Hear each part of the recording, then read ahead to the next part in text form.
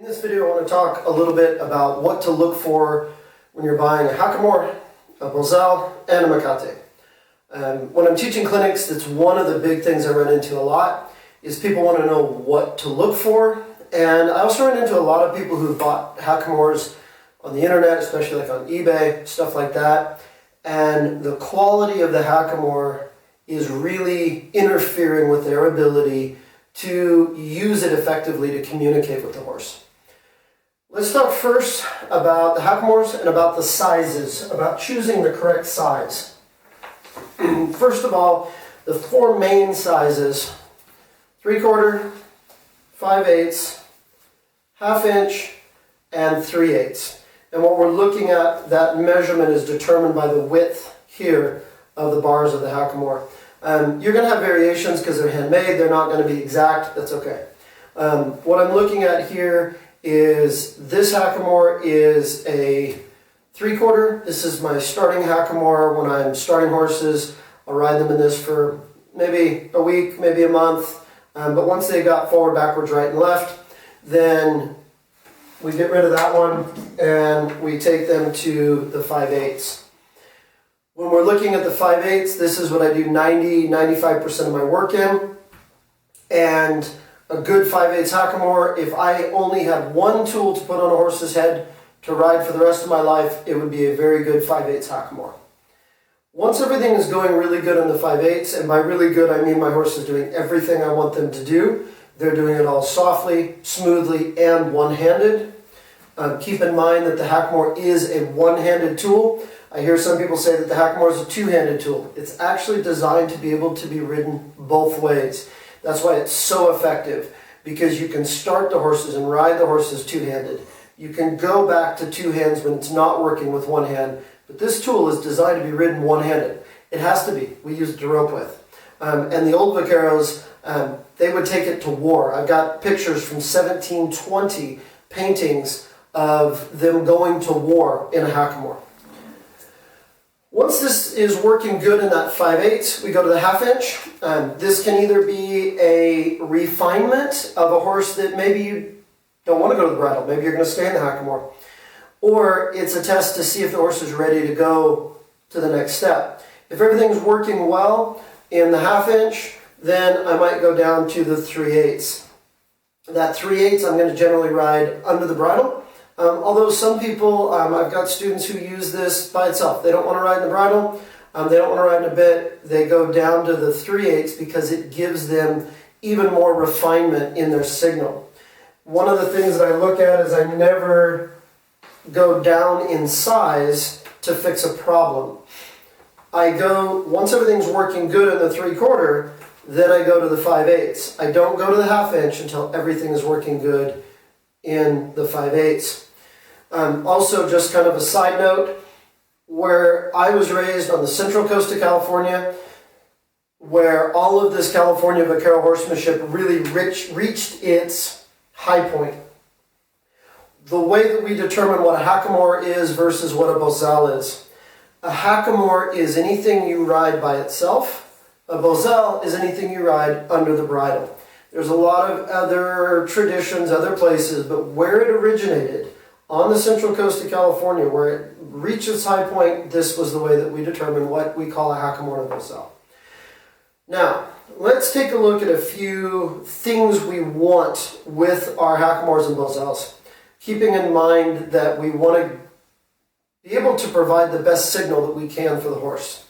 First thing, if I grab the heel knot and the nose button, I need a good wave that goes through this whole Hackamore. Even though this is a big 3/4 inch Hackamore, the nose button still moves freely. This is a well-made Hackamore with a good rawhide core. Any good Hackamore has to have a rawhide core. If it has any other kind of core, don't bother buying it. When we take a look, we're going to go down to the 5/8. It's the same thing. We get that good wave all the way through. 1/2 inch, same thing, good wave, and 3/8, a nice wave. The other thing is I want that to snap back when I've bent it in half. I want a good snap back.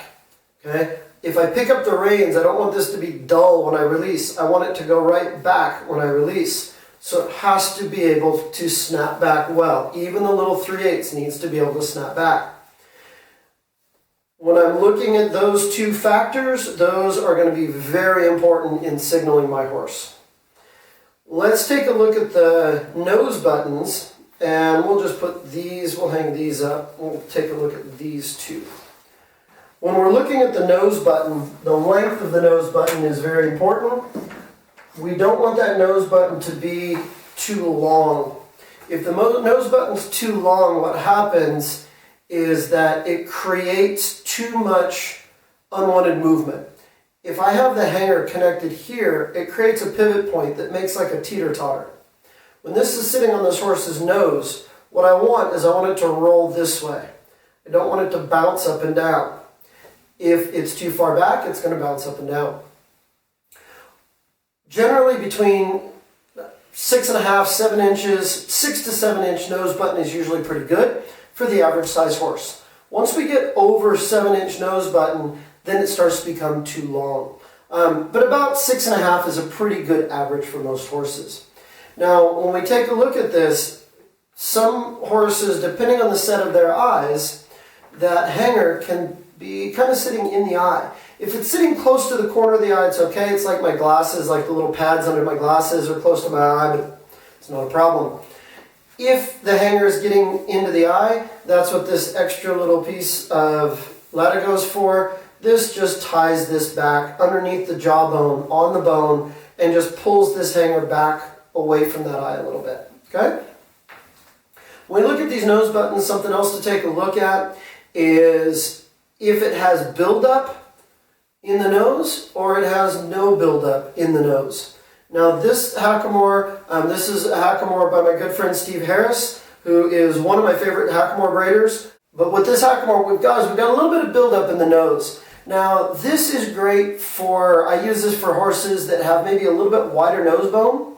If a horse has a really thin nose bone, this buildup maybe isn't going to work as well, but a horse with a wide nose, if the horse has a wide flat nose, we end up with this gap.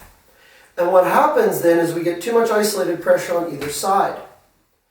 Now, if we have this buildup in the center, it fills that gap and it distributes that pressure evenly across the nose. So for that kind of horse, this is great.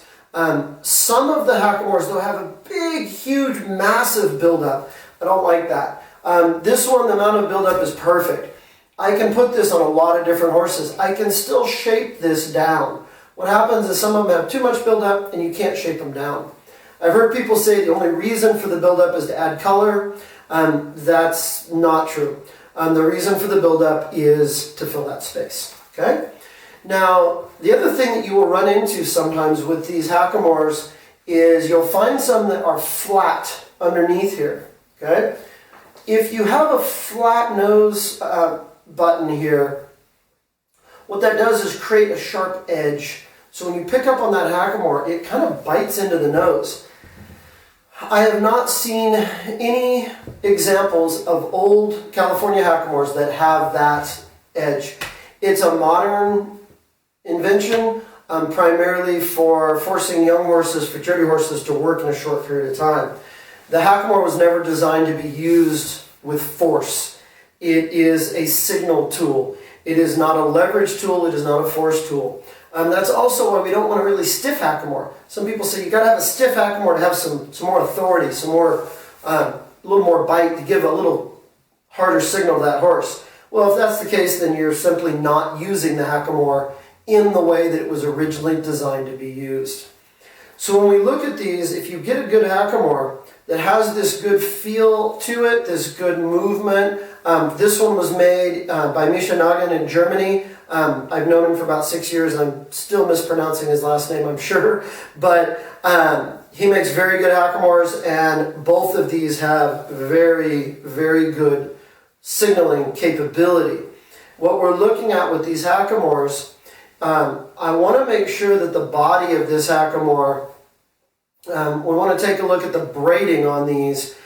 Both of these Hackamores are a 16 strand, and by 16 strand, what I'm talking about is the number of strings that make up the body of this Hackamore that is braided around the rawhide core. You will find some that are as many as 32 strings. They have a lot of strings. They're beautiful, absolutely beautiful work. But from a practical standpoint, they don't last as long. I've got a 3/4 inch Hackamore that was my great-grandfather's. It could well be over 100 years old, that I was still starting horses with up until I got this other 3/4 from Misha a couple years ago. If that Hackamore from my great-grandfather had been braided with all those small strings, it wouldn't have lasted. What happens is if a horse rubs on something, it'll break the strings. Some of them are made out of a goat or a deer kind of rawhide, and they don't roll on the edges as much, but over time, with heavy use, the strings will kind of start to peel up on the edges and actually create like a sandpaper effect underneath.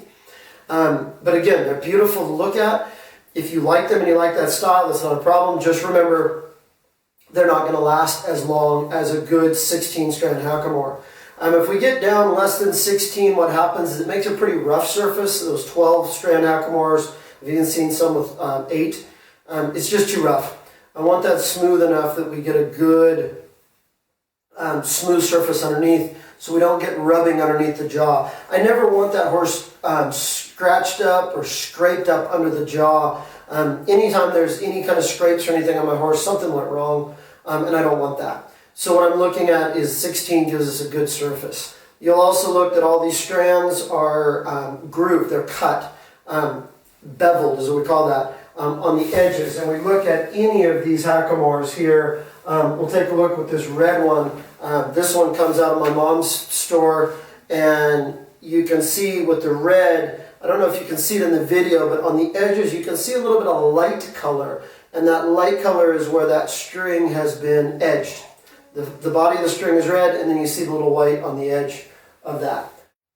So with the body of this Hackamore, we want to make sure that we get that smooth surface, braided over a good rawhide core with beveled edges. You will see some even with the 16 strands that aren't beveled. Some of the Hackamores that come out of Mexico, some are being braided actually like in Pakistan and India. A lot of those aren't beveled. So we want to make sure we get those good beveled edges. The other thing that I stay away from are any of the very white colored Hackamores. When we look at these, you can see this one is also out of my mom's store, but you can see that it's not a super white kind of color. None of these Hackamores are super light colored. The very white, very light colored Hackamores, what that generally means is that the rawhide was chemically processed with lime, and they use it in some places to remove the hair. It's a very fast way of removing the hair, but it does damage the structure of the rawhide. That's why a lot of these, you see the color is kind of that darker kind of color on all of these natural colored Hackamores. That means that they didn't use a lot of lime or oftentimes any lime. I know for certain this one of Steve's, no lime. So they use no lime or very little to process the hide. That means your Hackamore will last longer. Let's take a look at the heel knots for a second. A lot of them are round. I think all of them that I have here are round. You'll see some that are shaped like a pineapple, some that are shaped like an egg. It really doesn't affect the quality of the use of your Hackamore, except that some people will put weight in this. And I don't like that at all, because as you're riding, that extra weight, it'll start to bounce, okay? And we don't want that bouncing, all right? I don't want anything that creates extra movement that we don't intend to have in the Hackamore, because every movement should be a signal. Now, let's take a look at the shaping. Now you can see this is, oops, I got myself tangled up here.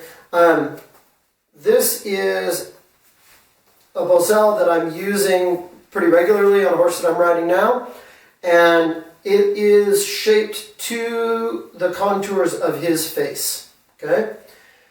It didn't come like this though. It came like this, and you can see that is not shaped like a horse's face. Some people will put this Hackamore on and ride it just like that, and they'll have gaps. They'll have places where you have no contact on the side. Some people even tell you that you want that. They're wrong. I don't know any other way to put it other than to say they're wrong, because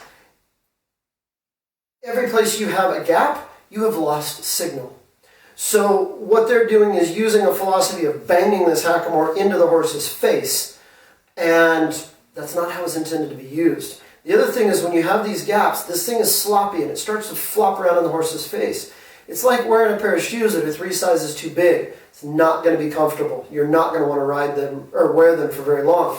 And your horse isn't going to want you to ride them in a hackamore that's shaped like that. So what we do, and you can see up here, what I've done is I have tied the nose button down. I have brought that in here, and I have spread it out down here using these posts that I've got on my bridle rack here. And what we've done is we've created the shape of a horse's face. Now, even though this isn't shaped, you can see that it still has the wave. It still has the snapback. It's got all those properties. We just need to shape it and make sure it fits the horse's face. So you can see, got a couple little 3/8 here shaping, a couple of 1/2-inch hackamores here shaping, getting these all ready to go on some horses. So don't just buy your hackamore and throw it on your horse and expect it to work. It's got to be shaped, okay?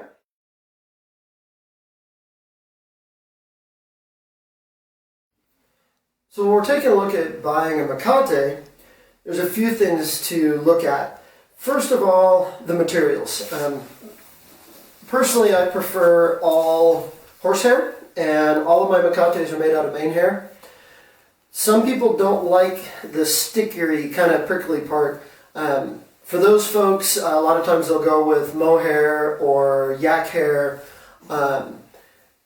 The nylon I don't really like, because the nylon is too slick. The kind of nylon, especially the ones that are made out of like halter rope material or yacht rope, what happens with those is that as you ride and you pick up the reins, they'll actually start to squeeze down. They'll slip and they'll squeeze down and change the shape of your hackamore as you ride. We really want to avoid that. So what I look at is natural materials. When I'm looking at these, there are a few things to consider. How soft it is a lot of that is just personal preference. Some people like a stiffer Mecate, some people like a really soft Mecate. If you prefer the softer ones, though, one of the things to think about is be careful of buying one that is too soft. I've run into quite a few of them that were really soft when they were very first made, and they actually came untwisted because they were not twisted tight enough. The feel of the hackamore, or the Mecate rather, all comes from the way it's twisted. And when we look at these, how stiff it is and how much life it has in it has a lot more to do with how it's twisted than the number of strands. When I'm talking about the number of strands, I'm talking about these individual pieces throughout this Mecate. This one is a 6-strand with a core from Doug Kraus, and it's an excellent Mecate. It's got a really good feel to it, but I've got a couple that are 4-strand. This one, for instance, is made by Larry Schutte. Now this one is a 4-strand with no core, but it still has a very good life, very good feel to it because of the way it was twisted. So a lot of times it's best just to pick these up and feel them. So if we take a look at this 4-strand, and now here is another 6-strand by Sarah Hagel, and you can see the changes in the color, which are really pretty cool, and I think, from what I understand, pretty difficult to do. But this one also, to me, feels really good. All three of these Mecates feel really good. These two are different in how they're made, but they both function very well. One of the things that I do try to stay away from, though, are the 8-strand. The 8-strand, what happens is it's a lot like the hackamores. When we get those small strands, they're pretty, but they just don't last. I've got a couple of Mecates that have caught on something, brush or whatever, and one of the strands has been, part of it's been broken. With those Mecates, if it had been an 8-strand, it would have broken the entire strand and the Mecate would have been finished. So when we're looking at this, I usually stick with the 6-strand. That's usually my favorite. Now, one of the things to take a look at, though, when you're buying a Mecate is we want to take a look at the quality. Now, there's some really good Mecates made by a lot of different people. I've named a couple of them here. But what I've seen a lot is people trying to sell Mecates claiming that they were made by somebody that they weren't. One of the big ones is Blind Bob. Blind Bob was a very well-known, pretty famous Mecate maker in California. I have several of his. My mom's got a couple that she watched him make. He couldn't see, but he was actually able to tell what color the hair was by feel. At least that's what he did when my mom was there. Whether it was a trick or not, I don't know, but that's what she saw. And I've seen some that have claimed to be Blind Bob Mecates, and I could tell right away that they weren't. And the way I could tell was by the knot. When we take a look at these Mecates, I'll grab a couple different ones here. We look at these, and we look at the knot on the end. If you have a Mecate maker that you really like, you want to study how they make this knot. This one is the Doug Krause. This knot is totally different than the one on this Larry Shooting Mecate, which is again totally different than the one on this Sarah Hagel Mecate, which is again totally different than the one on this Mecate that comes out of my mom's store. And then this one comes out of my mom's store also, but has a fancy rawhide covered knot. Now, when we take a look at these are 4 different makers. This one for my mom is a guy in California that makes these for her. All 4 of these have a totally different knot. So once you learn about how your preferred Mecate maker does their knots, you can very quickly tell if something on eBay or something somebody hands you is in fact from Sarah Hagel, or is from Larry, or is from Doug very quickly. The last thing when we're taking a look at these, one of the things that I did fail to mention in terms of materials, this Mecate is probably one of the best feeling Mecates that I own. This one is actually made out of human hair. Now, a lot of people freak out a little bit at that, but remember, it's just hair that came off of the floor from a beauty shop. All they need is a piece of hair. They just need about 6 inches of hair. And several of these makers can make these Mecates from human hair if that's something that you want. But once again, when we look at this, this was again a different maker. This knot is again different than the knots on the other 4 that I showed you. So when you're looking at the Mecates, it's always a good idea if you can pick them up and feel them, or if you have a trusted source that you know that you can get them from. And then also, I will be putting a link down at the bottom somewhere, however I do that on this YouTube stuff, that will give you links to the people who I've mentioned throughout this video. Again, this isn't a commercial. I don't get paid for this. I'm doing this because these are some questions I get a lot from students, and I want to make sure that you guys don't waste your money on gear that is going to get in the way of your training. For me, the better gear you have, especially for the people that I get to work with, that I have the privilege of being able to work with throughout the year, the better gear you have, the easier it makes it for you and your horse to progress and to get better. Okay? Thank you.